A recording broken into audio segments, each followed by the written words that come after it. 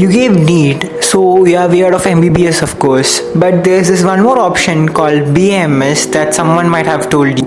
You are considering it by choice, chance, or even just a confusion. You want to become a doctor, but you don't want to regret it later. Then this one is for you. Let's talk about what BAMS truly is, what it gives you and what it demands from you, and whether you are meant for it. What is BAMS and what it's not? BAMS doesn't mean Ayurvedic MBBS.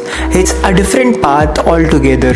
Here you'll learn about body, mind and soul. You study anatomy, surgery and medicine just like MBBS, but also go deep into Ayurvedic's logic. Here you read about Sanskrit texts, learn about diet, seasonal regimens and even mental health, and you sit with real patients, OPDs, IPDs and wards. So no, it's not just an oil massage or a grandmother's remedy.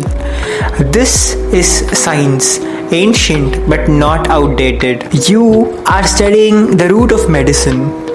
BAMS versus MBBS. Don't compare, just understand. Stop comparing BAMS and MBBS. BAMS and MBBS are two weapons that fight against diseases. MBBS might cut the weed, but BAMS understand why that grew up.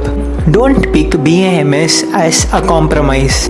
Pick it if you believe healing isn't just about medicines, it's about a person. Both paths need passion. Choose which aligns to your purpose, not the rank. When speaking about some course, everyone asks what's the scope. Let's talk about the scope. You can become a government medical officer, run your own Ayurvedic hospital.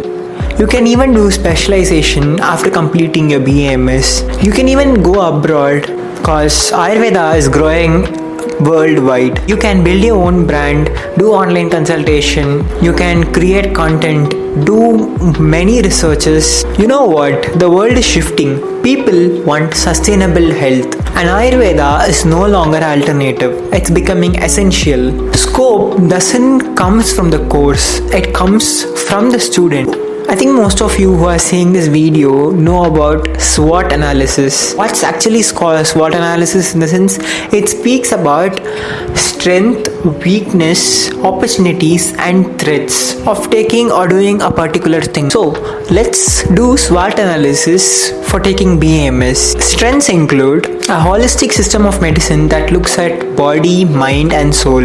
It's ancient but it's clinically relevant, up to date. Huge demand for chronic and lifestyle based medicine, and you can do a lot of research works too. So moving on to weakness, Sanskrits and classical texts might be challenging. So the very big weakness of taking BAMS is the society's opinion. Public misunderstanding is a very big weakness of our course. You might have to explain it and take the responsibility to change the opinion. Patience is the key. Looking about opportunities, clinics, hospital, teachings and researches, etc.